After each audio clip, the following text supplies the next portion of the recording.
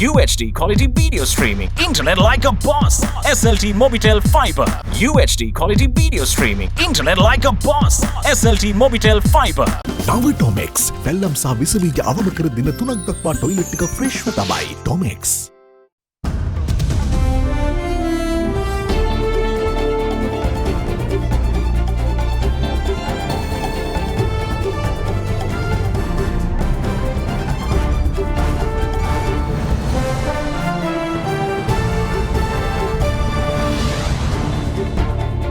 Tonight, same old question. Has the government approached the IMF? We are very hopeful that with the tourism industry bouncing back and also we are getting more remittances from the expat workers. Does it or doesn't it? An expert says that the 25% surcharge tax also includes the EPF and the ETF. And bill goes on to say company means the same definition as per the Inland Revenue Act. Under the Inland Revenue Act, a company includes a provident fund. That is how provident fund gets caught under this. So, unfortunately, provident funds get caught under this. Debunked. Professor Channa Jayasumana gives a full breakdown of vaccine expenditure and reveals President's role in bringing costs down. Perception change. Foreign labour isn't a competition, says an expert. Till we get the amount of people here, we need to have agreements so that we can have workers from abroad working on visa arrangements. So when you bring in talent, for example, from abroad, you learn from their management skills. All that and much more coming up on First at 9. This Tuesday, the 8th of February, 2022. Introducing New Hellmann's, the world's #1 mayonnaise brand, now in Sri Lanka. From AdaDerana, this is AdaDerana First at 9. Live from Studio 24 in Colombo. Good evening, welcome to First at 9. I'm Dhamik Ekanai. Now, it may have been a fresh week and a fresh cabinet media briefing today, but the same old question lingered. Has the government approached the International Monetary Fund for monetary assistance? The answer was that the government has left the door open for talks with all agencies concerned, as well as countries. The prospect of the government approaching the International Monetary Fund for assistance had been the topic of much speculation in the recent weeks.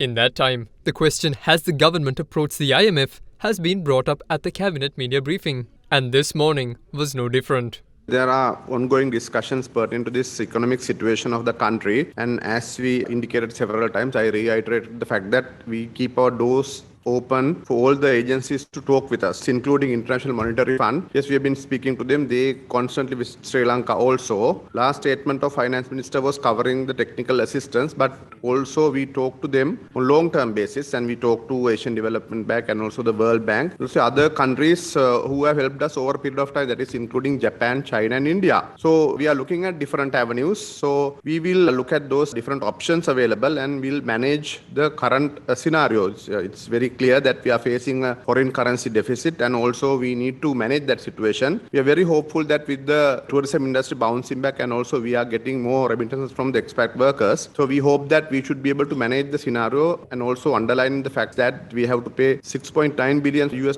as the loan repayment during this year. But the finance minister is quite confident, the government is quite confident that we should be able to repay the loans and manage the economy within our limits. The cabinet co-spokesperson was also asked whether the government has a plan in place to face the potential challenges arising during the looming UNHRC session, with the UNHRC and the EU allegedly showing some aggression in the lead-up. I don't know whether they are aggressive, but we are not aggressive. We should be able to provide answers, and we have been providing necessary answers over a period of time. This has been the situation over a decade or so. So government has battled it. All the governments have answered sufficiently, ensuring the fact that we Sri Lankans live in harmony. Tamils, Muslims and Sinhalese people live in harmony side by side. That is the proof of the eating actually. So anyone can see that, and we will provide sufficient answers at the next UN session as well. The Cabinet of Ministers meanwhile has given the approval to work towards signing a memorandum of understanding to obtain a grant from India to implement the Unitary Digital Identity Framework for Sri Lanka. Under the proposed framework, it is expected to introduce a personal identity verification device based on biometric data and a digital tool that can represent the identities of individuals in cyberspace. The cabinet has also given the nod to give the contract directly to the Central Engineering Consultancy Bureau to construct an organic fertilizer manufacturing platform for Mahavali Knuckles Organic Agricultural Zone in Vallevela. The facility is expected to manufacture 2,000 metric tons of fertilizer annually. In the meantime, The Commercial Law Reform Subcommittee has proposed to set up an investment disputes tribunal with the power to hear and decide cases related to disputes within the financial limit of 50 million rupees arising out of an initial investment of 100 million rupees or more. The Cabinet also gave the green light to advise the legal draftsman to prepare the arbitration bill. The Commercial Law Reform Subcommittee has recommended to include provisions in the proposed act to address existing barriers at the arbitration stage as well as at the enforcement stage of arbitration decisions to enable large-scale domestic and foreign investments in Sri Lanka. Now then, the new bill on surcharge tax that charges 25% from companies and individuals having an income in the excess of 2 billion rupees was gazetted yesterday. Pertaining to the bill, a tax expert says that the bill has disturbed the private sector due to several reasons, and it is outlined that it can be a disincentive for performance. But the bigger concern is that the bill also covering EPF and the ETF. The new bill on the surcharge tax proposed by Minister of Finance Basil Rajapaksa via Budget 2022 was gazetted and published yesterday. As per the bill, any individual, partnership or company whose taxable income is in the excess of 2 billion rupees for the year of assessment starting from the 1st of April in 2020 will be charged a 25% surcharge tax on their taxable income. However, in case of a partnership, the income of a partner derived from a partnership shall not be taken into account when calculating the taxable income of such partner as an individual if the tax has been paid by the partnership on such taxable income.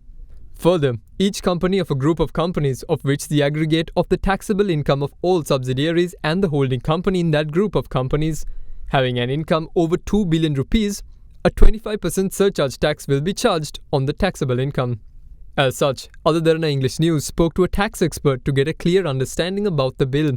In this imposition, there is no relief for what is called marginal relief in taxation. That is, if a person earns 1,999 million, he does not pay anything. But a person who owns 2,001 million pays 25%. So there is no relief given for that margin of 2 rupees exceeding or rupee exceeding 2,000 billion. Now, the other thing is that companies in a group which otherwise wouldn't have paid the tax if their income was less than 2,000, now will have to pay even if their income is 100 rupees. So that is the way in which this tax will work. Privacy is deeply disturbed by this particular tax. The reason being that the rate is 25%. It doesn't take into account your exporter, your 14% rate, or agriculture person or manufacturer, 14 to 24%, everyone pays. Number two is a disincentive for performance. So they are saying that if companies, some companies after so many years of being business have just earned 2,000 million, they're so happy about it that they have surpassed 2 billion. But now they've been punished for earning 2 billion. So that's what they're saying. So that's the view of the private sector. However, there are concerns over the EPF and ETF also being covered by the bill, especially with the two funds containing public money.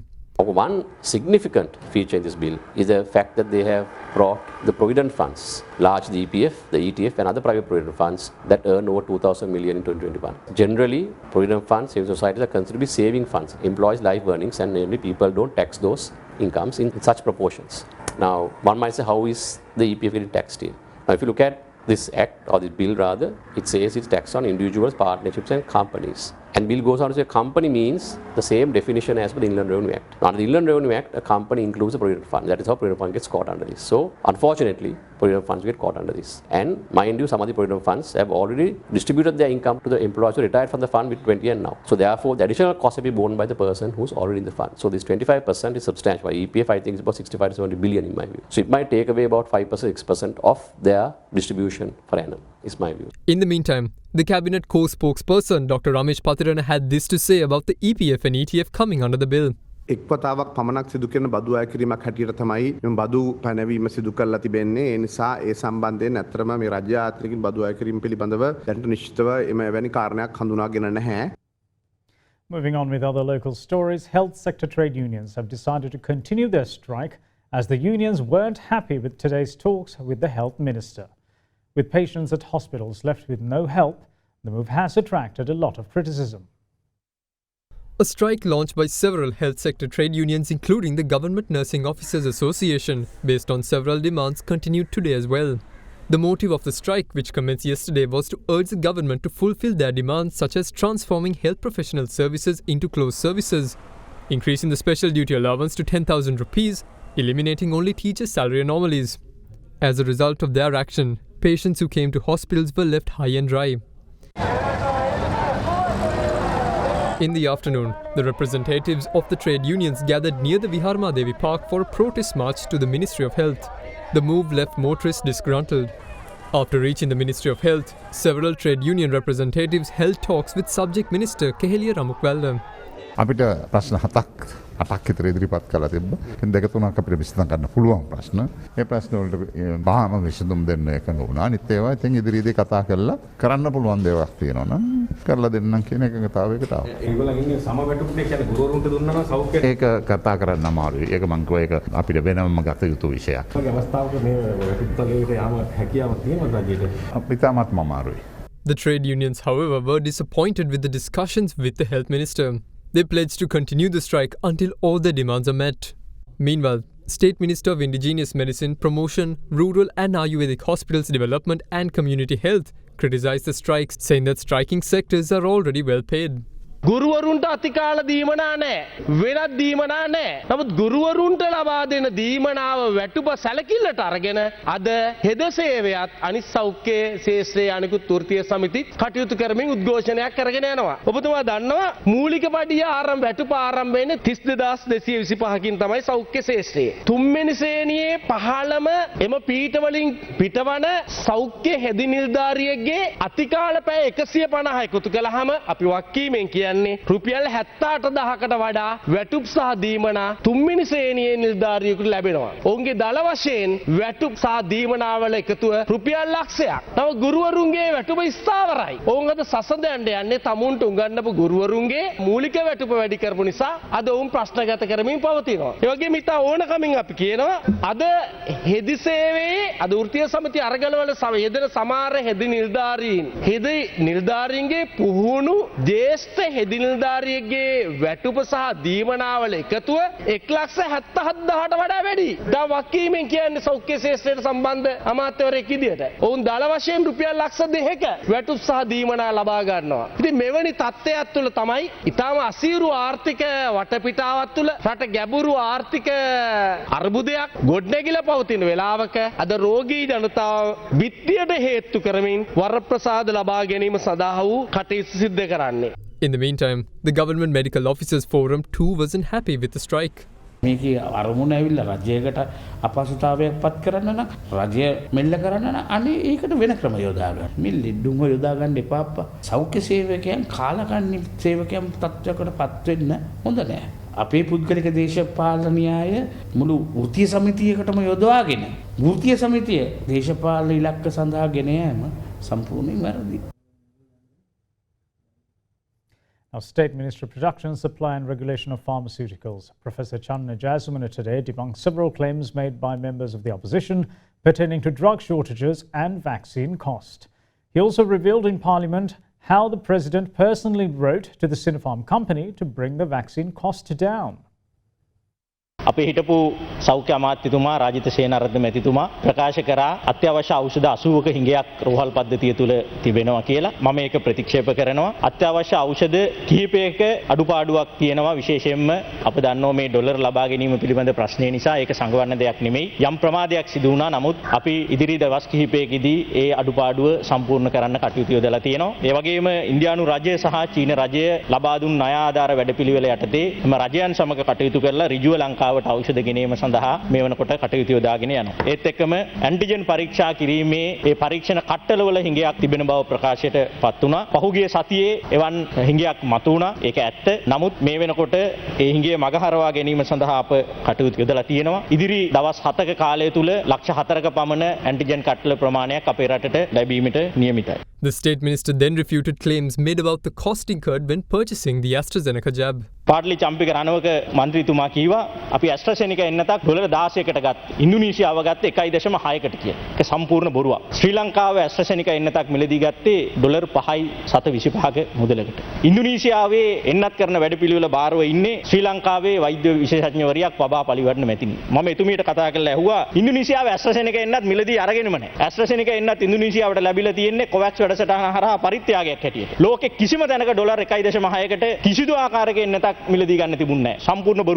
State Minister Jayasumana also gave a detailed breakdown to the government's vaccine expenditure, revealing that even the President personally wrote to the Sinopharm company chief to get a better price.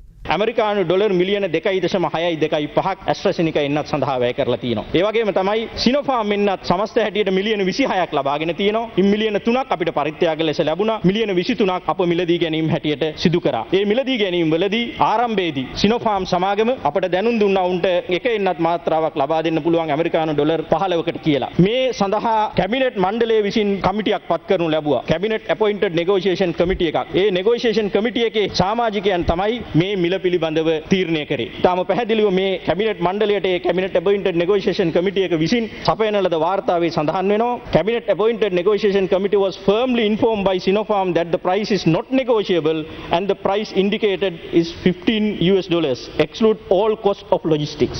එම මිලට අපිට මිලදී ගන්න සිදු වුණ ආරම්භයේදී ඒ මිලට මිලියන 4ක මාත්‍රා ප්‍රමාණයක් අපි ලබා ගනු ලැබුවා. නමුත් මෙවන් මුදලක් දැරීමේ තියෙන අපහසුතාව නිසා අතිගරු ජනාධිපතිතුමා පෞද්ගලිකව Sinopharm ආයතනයේ සභාපතිවරයාට ලියුමක් ලියනවා මේ මුදල අපිට අඩු කරලා දෙන්න කියලා 2021 ජූනි මාසේ 29 වෙනිදා. සාමාන්‍යයෙන් රටක ජනාධිපතිවරයෙක් සමාගමක ප්‍රධානියට එහෙම ලියුමක් ලියන්නේ නැහැ. ජනාධිපතිතුමාගේ ඍජු මැදිහත්වීමේ ප්‍රතිචාරයක් හැටියට 2021 ජූනි මාසේ 30 වෙනිදා චීනයේ ශ්‍රී ලංකා තානාපති ආචාර්ය පාලිත කොහොන විශේෂ පණිවිඩයක් එවනවා. ජනාධිපතිතුමාගේ ඉල්ලීම පිට විශේෂ මිලක් නියම කරනවා ශ්‍රී ලංකාව සඳහා ඉතිරි එන්නත් ප්‍රමාණය මිලදී ගැනීමට ඇමරිකානු ඩොලර් 7කට අවස්ථාව ලබා දෙනවා කියලා. ඒ වගේම එතනදී විශේෂ ඉල්ලීමක් කරනවා. The Sinopharm and the Chinese authorities requested us not to disclose the new prices to any third party. ඒකට හේතු වෙන්නේ Sinopharm එන්නතක් ඩොලර් 7කට ලෝකේ කිසිම රටකට දුන්නේ නැහැ. ශ්‍රී ලංකාවට ලබා දුන්න විශේෂ අවස්ථාවක්. UNICEF සංවිධානයේ නිල වෙබ් අඩවියේ තියෙනවා මේ එන්නත්වල මිල ගණන් කොපමණද කියලා.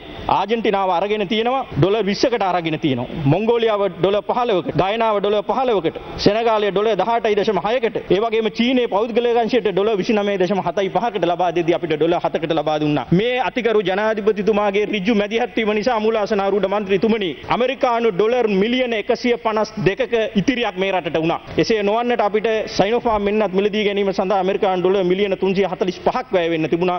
නමුත් ඒ ඇමරිකානු ඩොලර් මිලියන 193ක් දක්වා අඩු කරගන්න පුළුවන් වුණා. මේ වැය කරපු මුදල් කොටස් වශයෙන් ආසියානු සංවර්ධන බැංකුවෙන් ප්‍රතිපූර්ණය කිරීම සඳහා මේ වනකොට කටයුතු යොදාගෙන යන බව මම සඳහන් කරන්න කැමැතියි. රුසියාවේ නිෂ්පාදනය කරන ස්පුට්නික් එන්නද ඒ සඳහා තමයි අපිට වැඩිම මිලක් දරන්න උනේ. ඇමරිකානු ඩොලර් 9.95ක මුදලක් එක එන්නත් මාත්‍රාවක් සඳහා අප වැය කරා. ෆයිසර් එන්නත් මාත්‍රා 1,89,99,630ක් මිලදී අරගෙන තියෙනවා. ඒ සඳහා ඇමරිකානු ඩොලර් මිලියන 128.248ක් වියදම් කරලා තියෙනවා. සමස්ත හැටියට ශ්‍රී ලංකාවට එන්නත් මිලදී ගැනීම සඳහා ඇමරිකානු ඩොලර් මිලියන 327.157ක් වැය කරලා තියෙනවා. මෙයින් ෆයිසර් එන්නත් මිලදී ගැනීම සඳහා වැය වුණු මුළු මුදලම ලෝක බැංකුව මගින් ප්‍රතිපූර්ණය කිරීම සඳහා එකඟ වෙලා තියෙනවා. See you shortly. Stay with us. Big 3. Welcome back. You're watching First at 9. Now, the national mobile application for remittance, Lanka Remit, was launched today with the aim of prompting migrant workers to use official channels in sending money to Sri Lanka. The launch of Lanka Remit, the national mobile application for remittance, was worked off this morning at the Central Bank of Sri Lanka. The app was jointly developed by Lanka Clear Private Limited and the Central Bank to provide a low-cost solution to the migrant employees in remitting their hard-earned earnings faster and safer. The app is also expected to discourage migrant workers from remitting money via unofficial channels. We must understand that we have to work with the masses. And even though we are very much tech-savvy when it comes to Facebook and Twitter, but when you ask them to use the mobile phone for transactions, they are very much reluctant to shift. And we have seen that in many areas, not only in financial sector, but also in government administration. So we believe we have to have a bigger transformation in the mindset of people when it comes to our digital roadmap, especially when it comes to the foreign remittance. We believe with the trust and faith that people have is very important. And simply make it more simple to use technology. So we believe introducing these kind of apps will definitely encourage them to get into not only this app but also get into other technology as well. We would see these types of conveniences in the future being used by people who are abroad, by people who are in Sri Lanka who are receiving these remittances, being used in order to ensure that they do their transactions much faster. Not only will the people who are involved in the transactions benefit, the country also would benefit. There is a whole host of projects that are being done for which we need foreign exchange also from official sources to come in. We know that is happening. We have launched a large number of projects, and sometimes people think that the shortage of dollars is because of the fact that we have no dollars. But if we didn't have dollars, how did we import items for nearly $22 billion last year? How did we import $2 billion worth of goods last month? So obviously there are dollars, but there is a massive demand for the dollars as well. So that's not a bad thing. That is certainly something good because it spurs development as well as growth. But at the same time, we need to find the foreign exchange to support that. So if there is a situation where there is some dollars not being utilized in the proper channel, it is our duty and our responsibility to make sure that those are also either reduced or alternative methods are given so that we can go forward with greater clarity.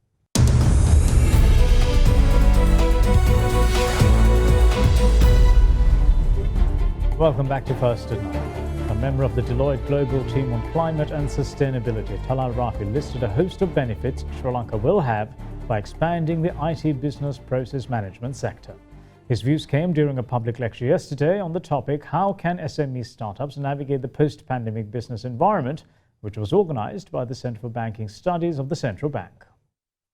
The IT BPM industry has a lot of positives to bring in. For example, this is one industry that, according to studies, show that it can indirectly create 2.5 jobs for each job in this sector. One of the reasons is that because most of the earnings come in dollars from outside and the employees are paid much higher. As employees are paid much higher, there is a lot more money there for domestic consumption. So, for example, entertainment or domestic tourism, financial services, the construction industry. So this is one industry that we need to focus on. And we're also perfectly positioned for this. Sri Lanka is the first country in South Asia to test 5G. And when it comes to 4G coverage, we cover around 95% of the population. Sri Lanka, for example, when it comes to this sector, we have an amazing amount of talent. For example, from powering a global stock exchange to doing many other things. The year-on-year cumulative annual growth for the IT BPM sector was 13% from 2013 to 2019. So this is much higher than the annual GDP growth of Sri Lanka. This shows that a lot of more emphasis is needed to put into this sector. Speaking further, he also expanded on the country's way forward in terms of sourcing necessary skills for certain jobs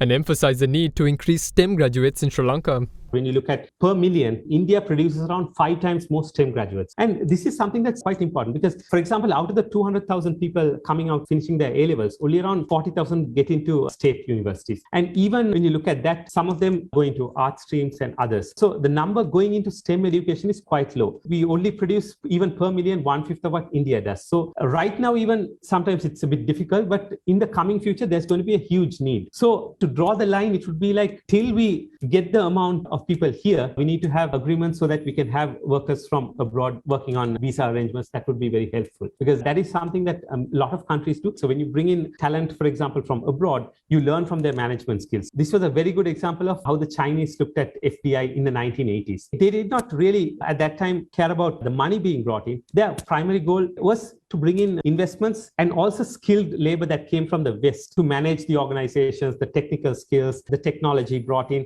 And what they did was study that. And most of the people who leave that start their own businesses. If you look at, for example, the rivals of Tesla are mostly ex-employees of Tesla. So what we look at is that not to see foreign labor coming to here to work it as a competition, because it is not a competition. The only reason they're coming into the country is because we don't have the skills at the moment to meet that, or we don't have the supply to meet the demand. So once the supply is met, they will go back. And at the same time, we can learn a lot from them. There was also a response to the question whether Sri Lanka should focus on increasing free trade agreements or local handholding schemes to encourage exports.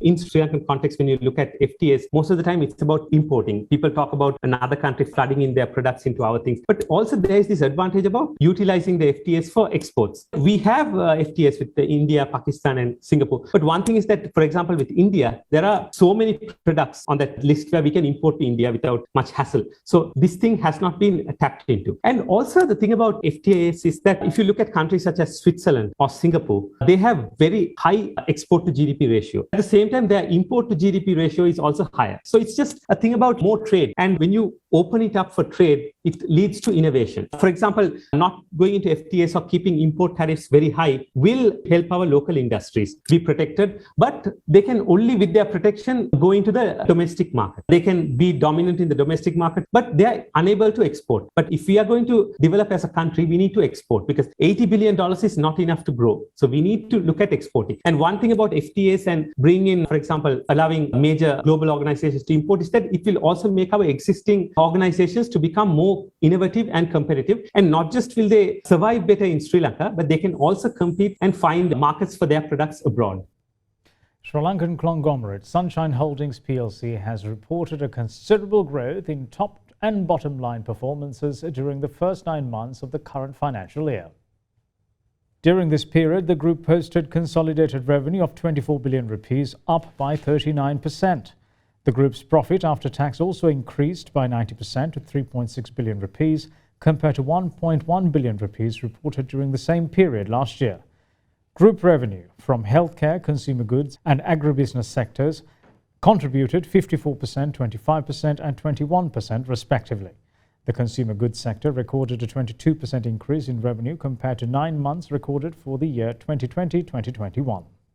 Now taking a look at the Colombo Bourse, the ASPI fell by 249.22 points to end at 12,382.47, while the S&P SL 20 index also declined by 111.52 points and stopped for the day at 4,165.60.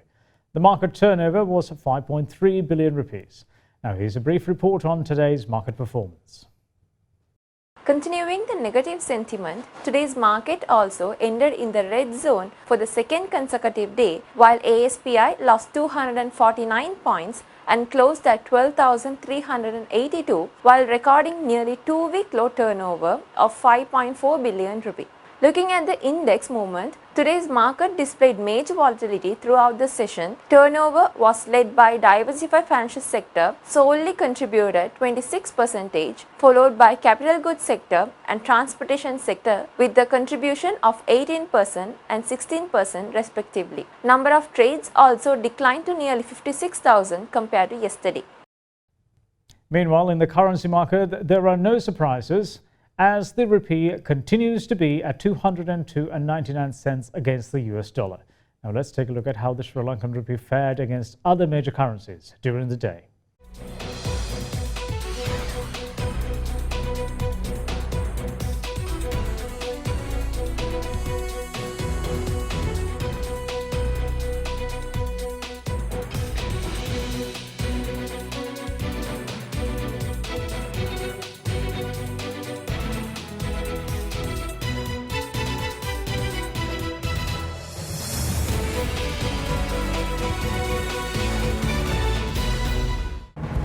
And that's it from all of us here at First at 9. Thanks for watching. Bye-bye.